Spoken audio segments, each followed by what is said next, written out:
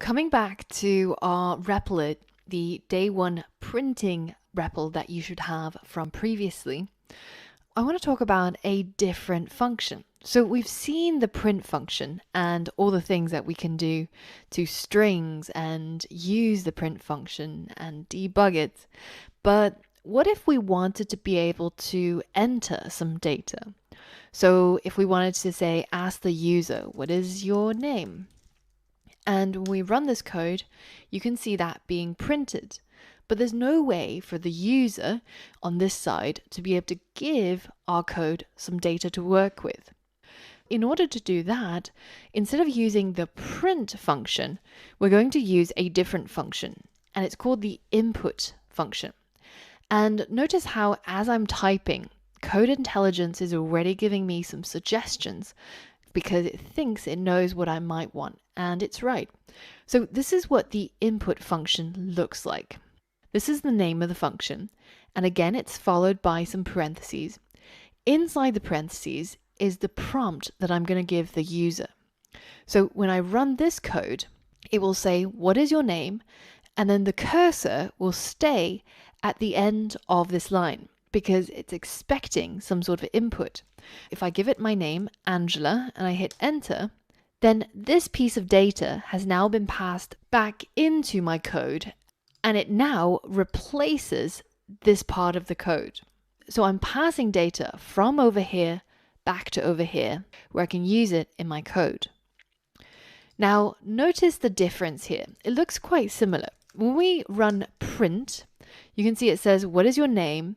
And then the code execution ends. And we know it ends because it's showing us this little orange arrow. But notice when I run input instead, I don't see the orange arrow. My program is actually paused right now in order for the user to provide an input. And it's only when I've given the input and hit enter does the program end. The input function looks pretty much identical to the print function, but instead of the word print, it's just got the word input. And inside the parentheses, instead of adding what text will be printed, we're adding the prompt for the user to give them a hint as to what kind of data we want. And then when you run this code, it will print out the prompt, but then there will be a cursor. In some places, you'll see it like a flashing cursor. Other places, it'll just be a solid cursor, ready for the user to type in some piece of data. So what can we do with this data? Well, we can use it inside our code. Remember how I said, once this line of code executes and I've entered Angela as the response to this input, then this part of the code gets replaced by whatever it is that the user typed in. So in this case, it becomes Angela. And what I can do with it is, let's say I wanted to print something like, hello, Angela. Well, then I can simply write hello plus inputs, and then I'm going to close it off with another set of brackets. So I'm going to change my layout. Instead of side by side, I'm going to change it to stacked. And this means that I've got my code at the top and my console at the bottom. This way my line can go a little bit longer without it wrapping. Notice what's happening here. This is the input function that I showed you earlier on, and this is a print statement. So we've got this nested inside the other. And now when I run my code, what happens is it asks me, what is your name? So I'll write my name. And then when I hit enter, this part is replaced by Angela, and it gets concatenated to the word hello, and the entire thing gets printed out down here. If you find this line of code difficult to understand and to wrap your head around, then I recommend heading over to a website called thonny.org and downloading an application called Thonny. It's completely free and it's available for Windows, Mac, and Linux. And once you've installed this application, you can go ahead and paste your line of code here and click on this little debug symbol. And then we can click on this button, which is called the Step Into button, to step into the execution of this line of code, to see how the computer is evaluating this code here step by step. So you'll see the first thing it tries to do is it will try to run this print statement. It looks inside these parentheses to see what it needs to print. So the first thing is this hello, and it turns that into a string. And then it looks at the next thing after the plus sign to see what it should turn this into. And this, of course, is the input function. So as I continue stepping into it, it's actually going to execute it. So it's going to run this input function and show the prompt, what is your name? So that's what shows up down here. And now if I enter a value in here and hit enter, then that value that I put right there replaces that previous input function and is now held inside the print statement. So if I continue stepping through this code, then you'll see it concatenates all of the pieces together, and finally it just ends up with a simple print hello Angela exclamation mark. And if I continue stepping into it, you'll see that line of code executed until there are no more instructions left. So if you prefer seeing your code run like this step by step so that you can see what's going on, then I recommend giving this a go. But because of how easy it is to share these Replit code bases so that we're working from the same place, I recommend to do most of your coding here, and only if you get stuck to take a single line of code and paste it into Thonny to see how it's executed step by step. As you're learning to code, there's going to be new concepts covered. There's going to be things that take a little bit of thinking before you can understand it. So what a lot of programmers love to do is they like to comment in their code. Now, you might have seen this already throughout the coding exercises and the solutions I provided. But in Python, if you wanted a line of text to not be considered by the computer at all you have to do is add the hashtag or pound sign in front of your text. And this turns it into a comment, so something that the computer will completely ignore. So in here you can write code as much as you like, but it won't be executed. And when you click run, you'll see that this is completely ignored. What I recommend is whenever you come across a new concept in the course, to make a comment above it so that you can explain to yourself what's actually going on in the line of code below. This way, the next time you come across this line of code and you're not quite sure what's actually happening here, you can have a look at the notes that you've written for yourself in your own words, and hopefully it'll re-jog your memory and make it much easier to comprehend what's going on. In addition to adding a pound sign manually, you can also highlight a line of code or simply have your cursor on a line of code and hold down Command and / if you're on Mac, or Control and / if you're on Windows. And if you want to go back or undo your changes, it's simply Command Z or Control Z. All right. So in this lesson, we learned about the input function, we learned about putting functions inside other functions and being able to get user input from the console by using the input function. So now I've got a coding exercise for you in the next lesson. And if you've commented this line of code thoroughly and you've fully understood how it works, then you'll be able to breeze through the next exercise. So for all of that and more, I'll see you there. All right, so again, it's time to put theory into practice and get some hands-on action. You should be able to find the day 1.3 assignment, which is inputs. Click on it and you will see the instructions for this particular challenge. And the idea is that you're going to write a program that's going to print the number of characters in a user's name. For example, if I input my name, which is Angela, it should output the number 6 because there's 6 characters in the word Angela. But remember, you can't just print out the number 6 because when I'm checking for this code, I'm going to try a whole bunch of different names as the input. And you're going to have to use a little bit of thinking, a little bit of Googling, and also a little bit of messing around with the code in order to get it to work. If you need any help, there's a few hints down here for you. And if you really get stuck, then you can take a look at the solution, but not until you've really given it a go. And I really, really want to know that you've tried hard.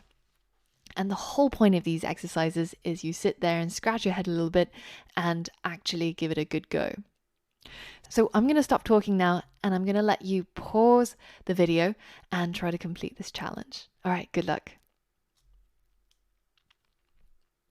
Okay, so how did that go?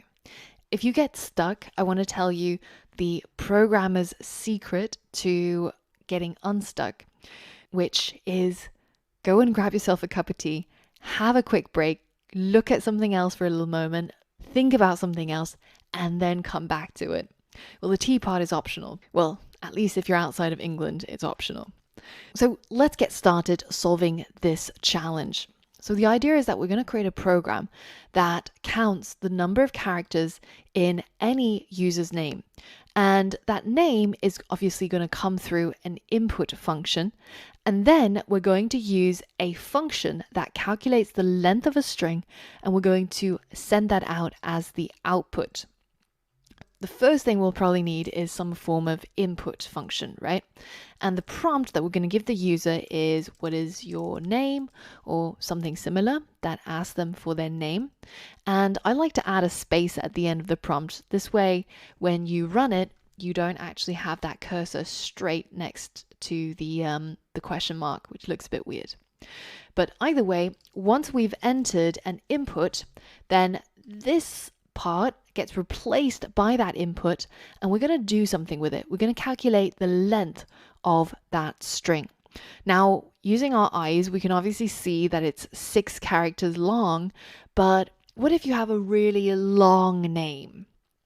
So let's go ahead and take a look at how we might figure out how to get a function that calculates the length of a string.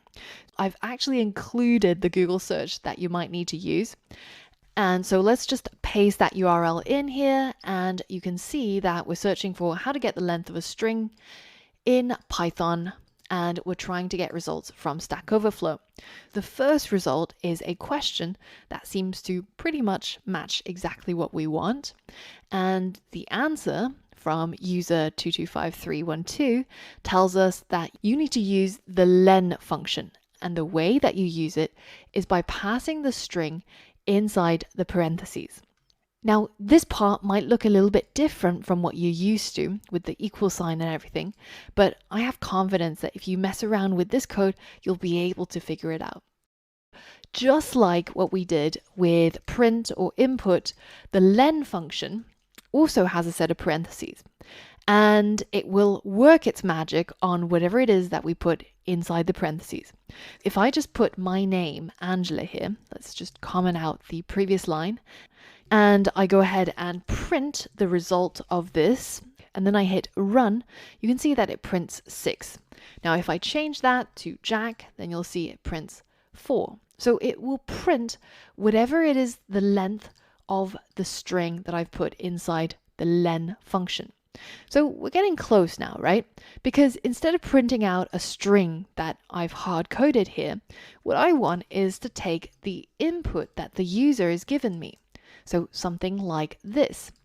Now, if you want to, you can actually add some spaces inside here just to make it a little bit clearer for yourself as to what's actually going on, because there's 3 functions here that are all nested inside each other. So this is the first one. This is the one that's going to get the input from the user and replace this part with whatever it is that they type down here. Then that string gets calculated using the len function to get the length of that string. And then that number will get printed by the print function. Now let's go ahead and hit run and let's give it a go. So let's try Jack, hit enter, and it tells us that it's 4. But using the same line of code, if we try a different name, Angela, then it prints out 6. How did you get on with this? If you got stuck, then have a look at the solution replit, where you'll be able to find the code that I've written here and a little bit of explanation as well.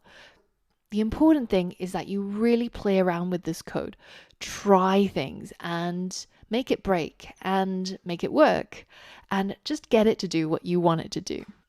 And remember that if you ever want to visualize these things and the order of execution, then you can always use Thonny to see that. So let's go ahead and step in.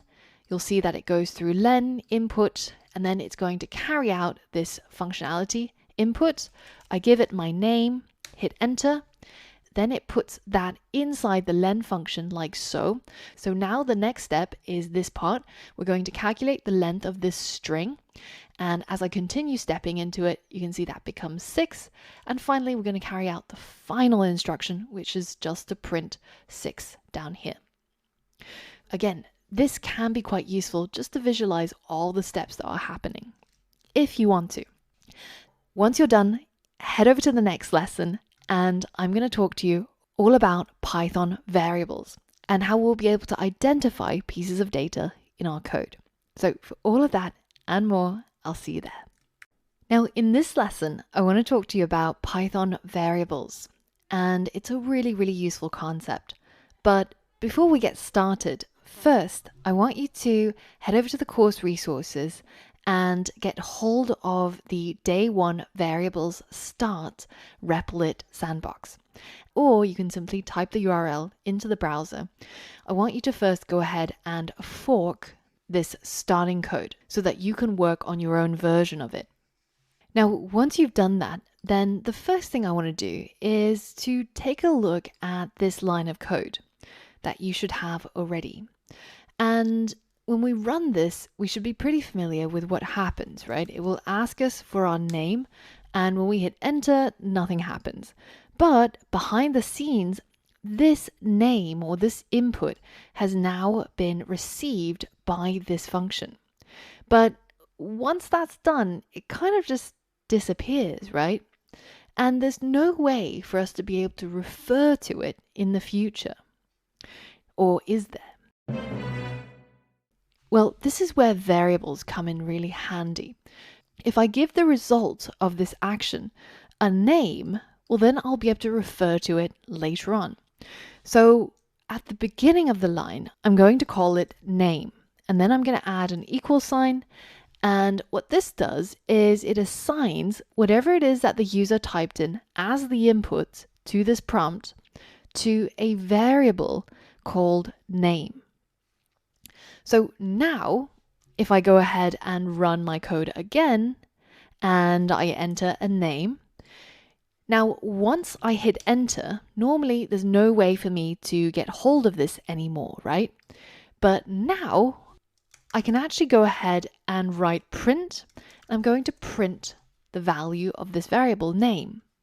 So now if I run my code and I write a name, hit enter, you'll see that this gets printed. And I can use this at any point in my code just by referring to the name that's attached to this value. So it's almost like we've saved the data from this action to a name. And if you think about it, if you had a phone book, let's say, and you just jotted down the numbers of people, the next time you look at this, there's no way for you to know whose number that is, right? In a sense, it's the same thing with the computer. Even though we've inputted this piece of data, there's no way for us to be able to refer to this data unless we give it a name. So in our phone book, we might say that this particular number is associated with the name James. And in programming, we would call this name James a variable. So we could write something like James equals, and then his phone number. And this means that in the future, if we ever need this piece of data, we can just refer to it by its name, the variable name of James. Now, as the name variable suggests, it's something that can be changed or can be varied. So, for example, just because this name is set to something up here doesn't mean that I can't change it later on. So, to make things simple, let's go ahead and delete the input function, and let's just say name is equal to Jack. Print name. When I run that, Jack is what gets printed inside the console, because I'm now referring to that piece of data by the variable name. But if later on I decide to give this variable a different piece of data to hold on to, let's say Angela, and I print name at this time point after I've changed it, what do you think these two lines will print? What do you think will first be printed? What do you think will be printed second? Let's hit Command Enter or Control Enter and see for ourselves. So even though they're both printing the same variable, at this point, when we first call print, it's holding on to the value of Jack. But by line 5, I've now changed it so that it's holding on to the value of Angela. This makes it a lot easier when we want to write code like what we did before. For example, this is the line of code that we had before, and we knew that we were going to get a piece of data from this input function, and then we would calculate a new piece of data using the len function, and finally we're going to print everything out. Instead of having such a long line of code, which can be quite confusing, we can, if we wanted to, use variables to store each of these steps. So for example, we could say that the name was equal to whatever the user inserted as the inputs, and then when we wanted to calculate the length, then we could set that variable to equal the len function, and then inside the parentheses, we'll pass in the name, the value that's stored in the name variable right here. And finally, all that we need to do is to print the length, like so. So in this case, this data is stored under this name, and then that data is what's going to be used in order to carry out this function, and then the result will get stored in yet another variable, and finally that variable will be printed out. So let's go ahead and run this code and type in my name, so Angela, and hit enter, and it does exactly the same thing. But now we've got all of these pieces of data all associated with a name that we can refer to at any later point in our code. Now it's time, you guessed it, for a code challenge. And I'm going to get you to apply what you've learned. So for all of that and more, I'll see you on the next lesson. All right, guys, it's time for your final coding exercise. So click on day 1.4 variables. Now, the aim of the game is to switch the values of these two variables around. So if we go ahead and run our code as it is, it's going to ask us for a value of A, let's call it 5, and then it's going to ask us a value for B, let's call that 100. And then when I hit enter, what you want the code to do is to go ahead and print A equals 100 and B equals 5. So basically switch those values around. And you're going to have to write your code in here.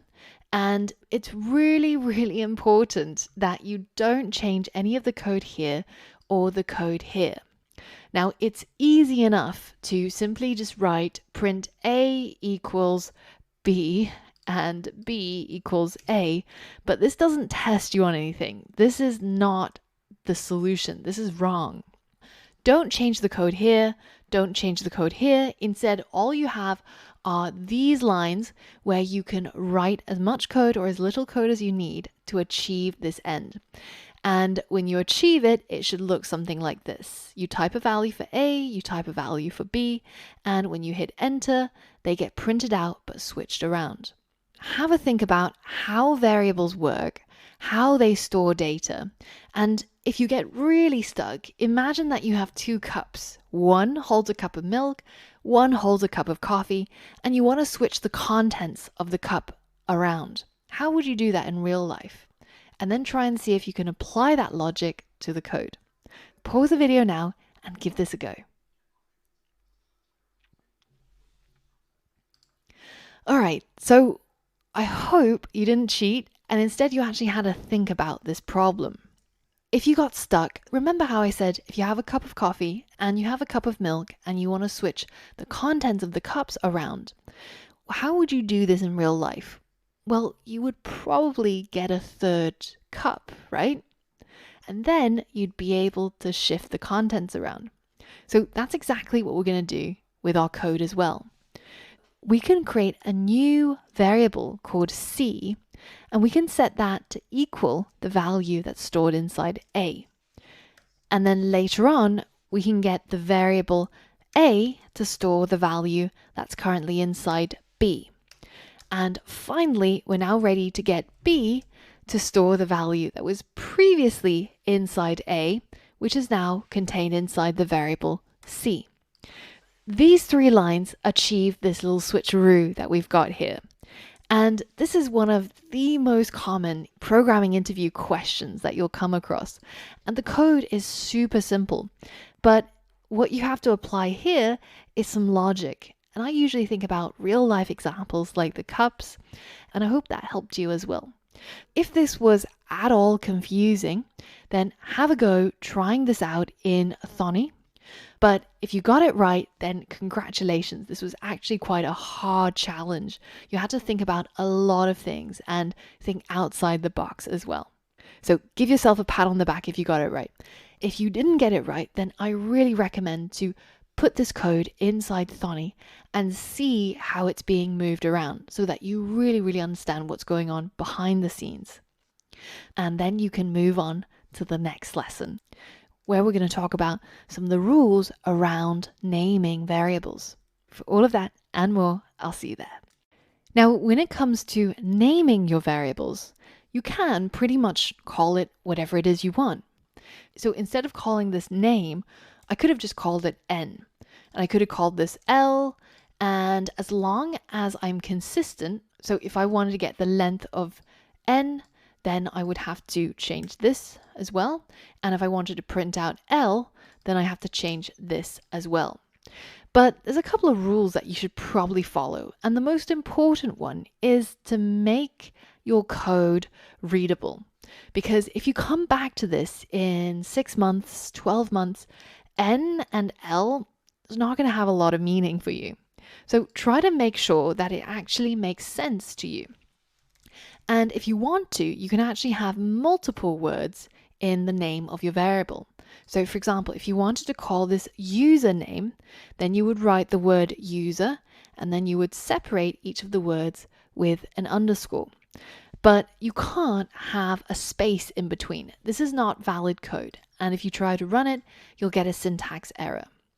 So the name of the variable has to be one single unit.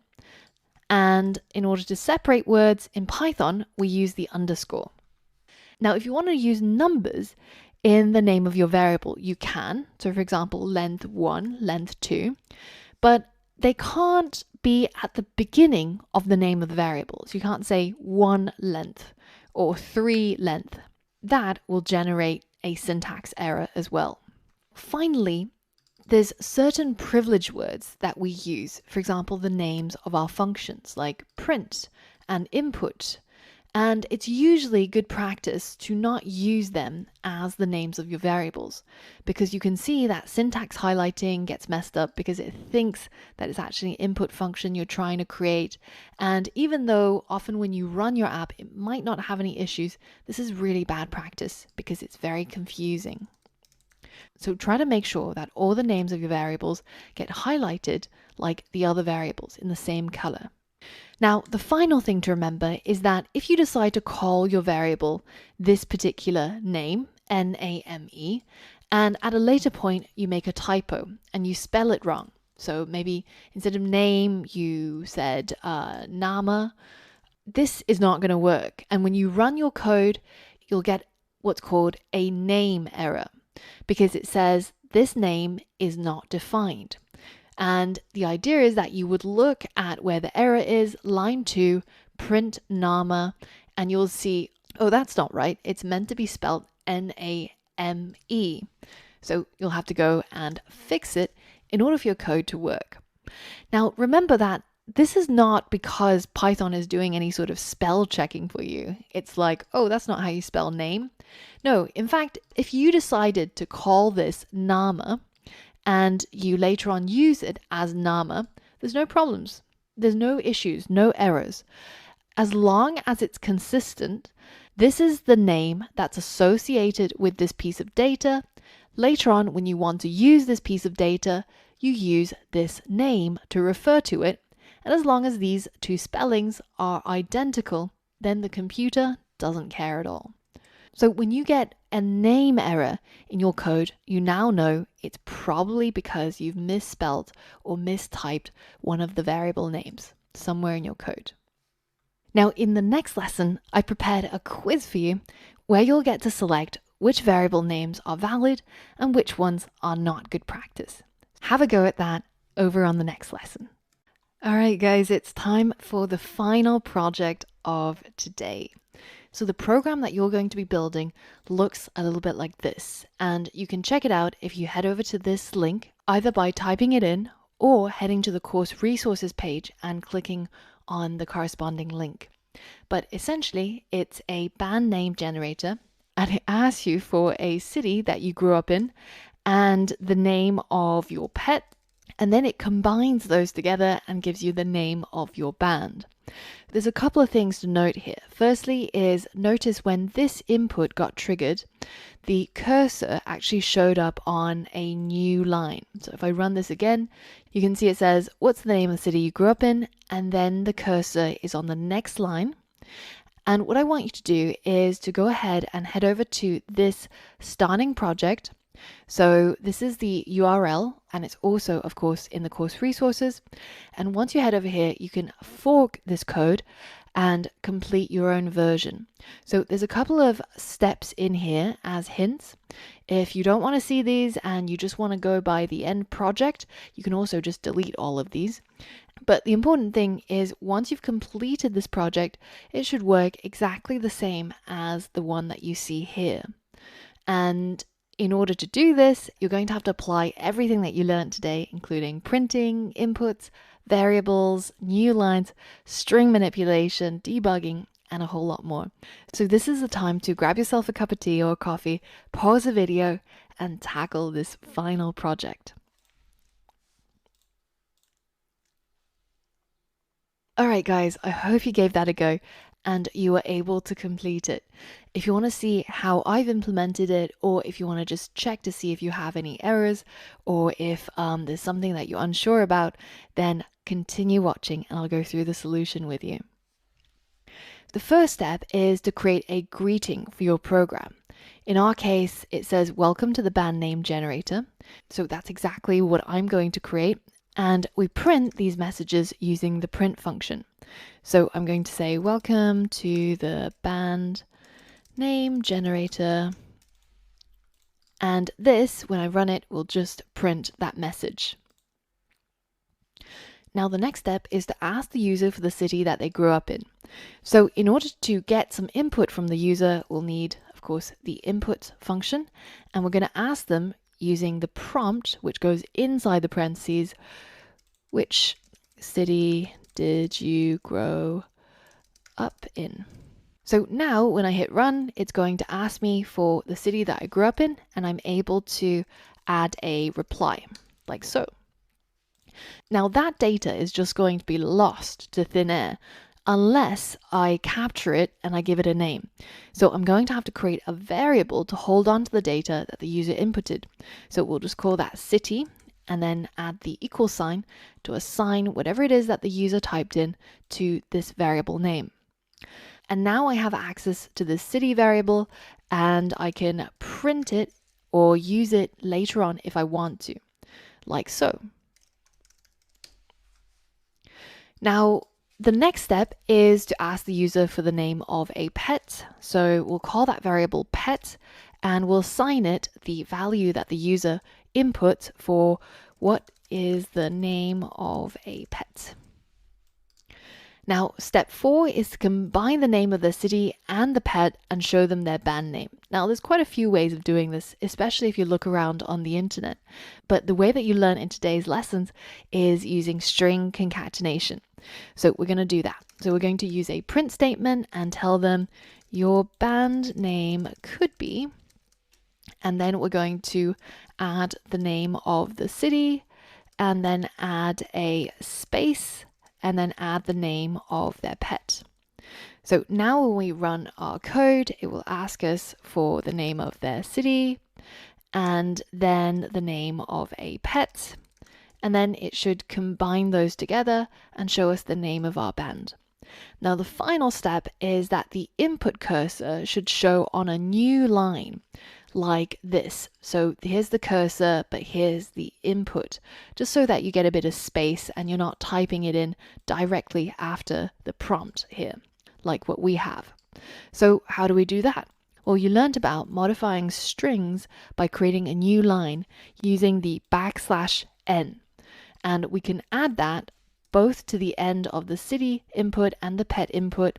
And now when we run our code, you'll see that the cursor now shows up on the next line and our program looks a lot better. So there you have it. This is how you solve this boss challenge. And this is how you create the band name generator project. So I hope you had fun with me today learning Python and a lot of the fundamentals of Python. And tomorrow I've got another jam-packed module of really awesome tutorials and code challenges and projects for you to sink your teeth into. I'm looking forward to seeing you tomorrow. So have a rest now and let your brain work on the things that you learned while you sleep. And I'll see you here bright and early. Good night and see you tomorrow.